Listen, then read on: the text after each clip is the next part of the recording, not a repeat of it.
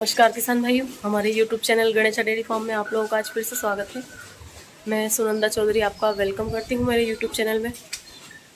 आप लोगों को एक छोटी सी बात और बतानी थी कि आप लोग हमेशा कमेंट करके पूछते हो कि आप किस राज्य से हो और किस ज़िले से हो। तो मैं आज आप लोगों को बताना चाहती हूँ कि हम जो है हमारा जो डेयरी फार्म है वो MP के इंदौर ज़िले में स्थित है, जो कि उज्जैन के पास आता है इंदौर।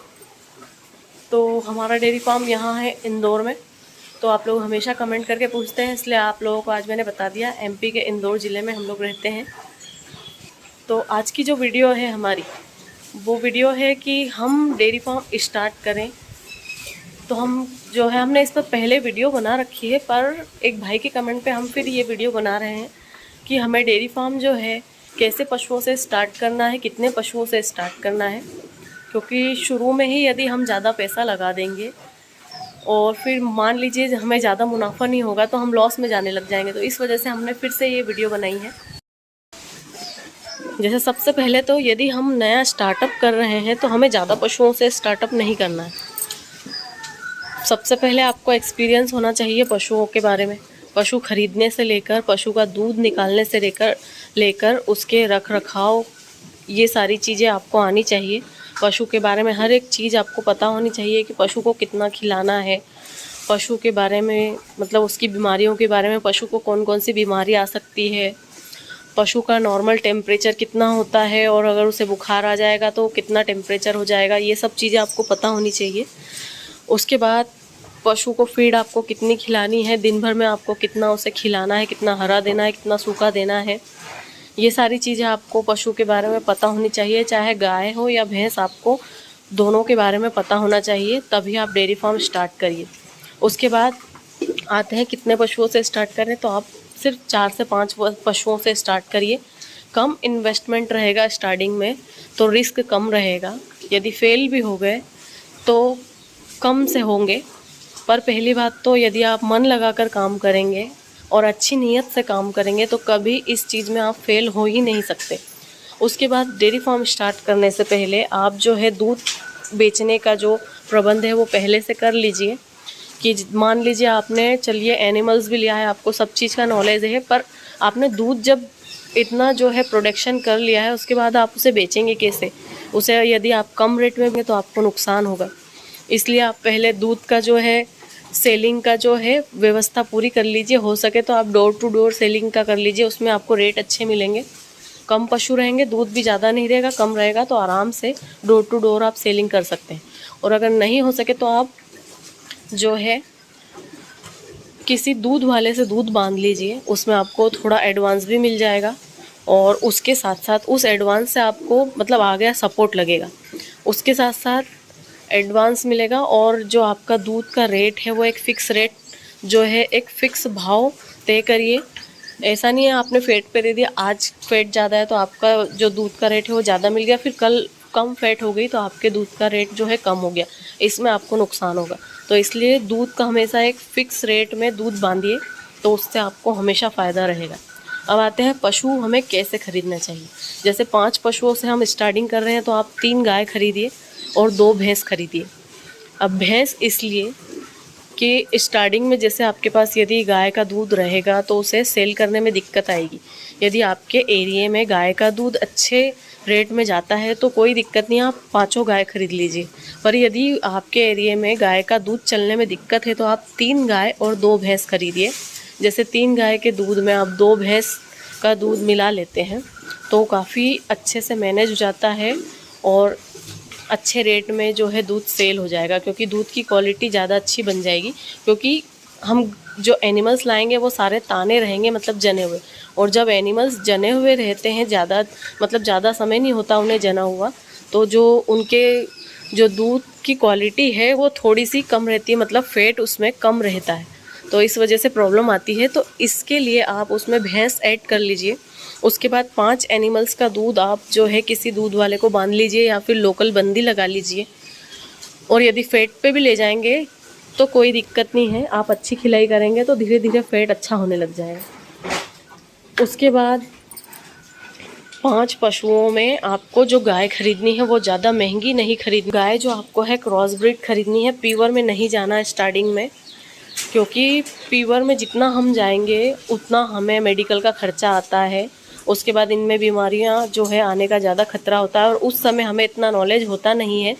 तो हम जो है इस प्रकार की, ये जो ऐसी गाय है, इस प्रकार की क्रॉस ब्रीड गाय, इनका मिल्क का फैट परसेंट भी अच्छा होता है और इन्हें बीमारियां भी कम आती है और लॉन्ग सर्विस भी देती हैं। एक मतलब बस दूध जो है एक रेंज तक देती हैं, पर जो है दूध काफ़ी अच्छा होता है इनका।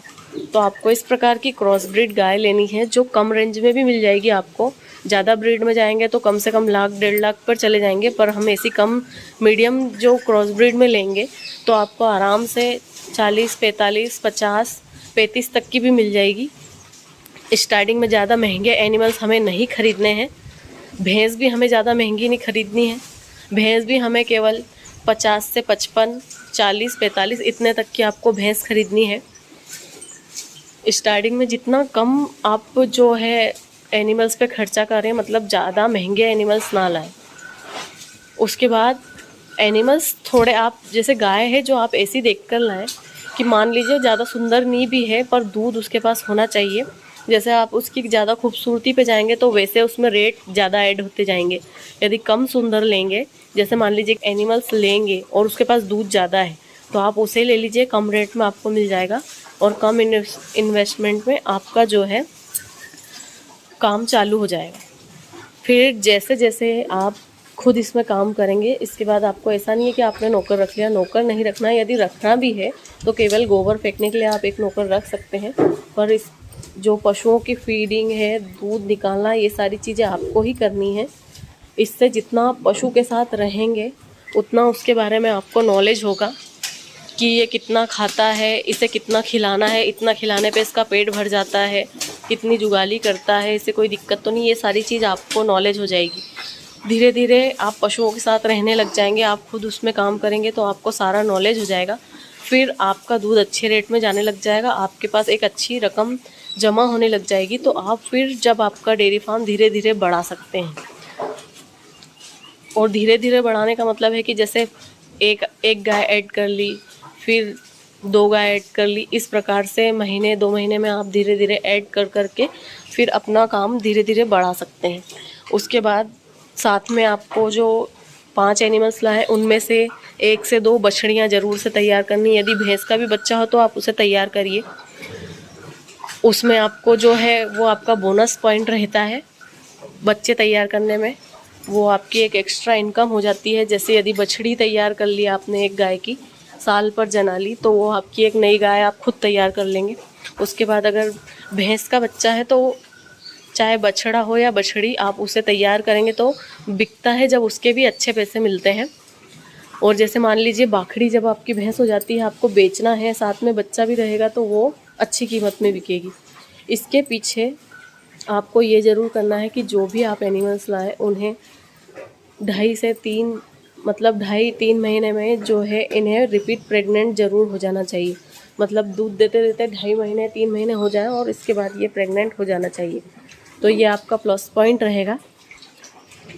जब आपके एनिमल्स प्रेग्नेंट होते जाए तो यदि आपके पास ज़्यादा जगह है और अच्छा एनिमल है तो आप उसे रख लीजिए, वरना आप फिर उसे सेल करके उसमें और पैसे ऐड करके एक नया पशु ले आइए।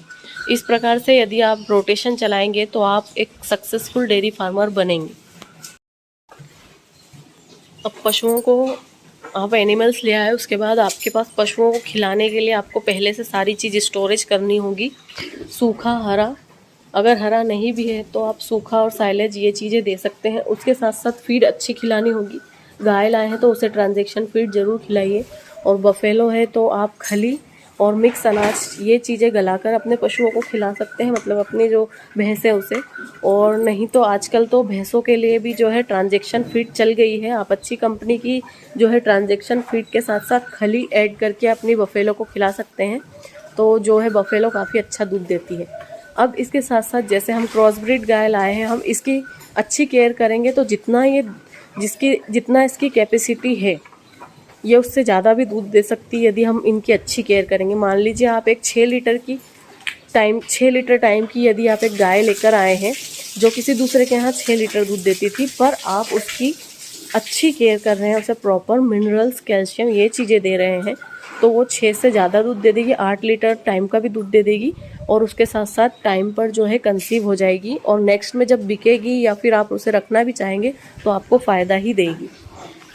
आप लोगों को बताया ही है कि स्टार्टिंग में आपको ज़्यादा महंगे एनिमल्स पे नहीं जाना है, चाहे गाय हो या भैंस, सस्ती ही खरीदना है और क्रॉस ब्रीड में खरीदना है। अब क्रॉस ब्रीड में इसलिए क्योंकि आप यदि आप लोगों को यकीन ना हो तो आप उसमें से एक जो है ब्रीड पर जाकर देखिए, और बाकी आप जो 2 गाय है वो एक मतलब क्रॉस ब्रीड लेकर आइए और एक ब्रीड में लेकर आइए, तब आपको पता लग जाएगा कि वो दूध तो देगी पर आपको फिर उसमें मेडिकल का खर्चा ज़्यादा लगेगा और उसके बारे में आपको इतना नॉलेज ही नहीं होगा। यदि आप क्रॉस ब्रीड पहले से रखेंगे और उसके साथ आप पूरा जो है प्रैक्टिकल कर लेंगे, उसके बाद आप बाद में यदि ब्रीड पर जाएंगे तो आपको कोई दिक्कत नहीं आएगी, क्योंकि आपको गाय के बारे में सारी चीज़ों का नॉलेज हो जाएगा। इसलिए आपको क्रॉस ब्रीड के बारे में बताया है। और बफेलो ज़रूरी नहीं है, यदि आपके यहाँ गाय का दूध चलता है तो आप बफेलो मत रखिए, गाय से ही स्टार्ट करिए। पर हमने बफेलो सिर्फ इसलिए कहा है क्योंकि कहीं कहीं पर अभी भी ऐसे एरिया हैं जहाँ गाय के दूध की कोई वैल्यू नहीं है, तो अपने गाय के दूध की वैल्यू बढ़ाने के लिए आप लोगों को जो है बफेलो का सजेशन दिया है, आप उसमें बफेलो ऐड करिए तो आपके जो गाय के दूध की वैल्यू बढ़ जाएगी। तो ये एक छोटी सी वीडियो थी किसान भाइयों आप लोगों के लिए। यदि हमारी वीडियो आप लोगों को पसंद आई हो तो लाइक, शेयर, सब्सक्राइब ज़रूर करिए। यदि आप 5 पशुओं से स्टार्ट करेंगे और इस प्रकार से स्टार्ट करेंगे तो आपको फ़ायदा होगा, पर उसमें आपको खुद जो है काम करना पड़ेगा, तब आपको फ़ायदा होगा। तो मिलते हैं जल्दी से नेक्स्ट वीडियो में आप लोगों को फिर एक छोटी सी वीडियो लेकर। Thank you for the watch.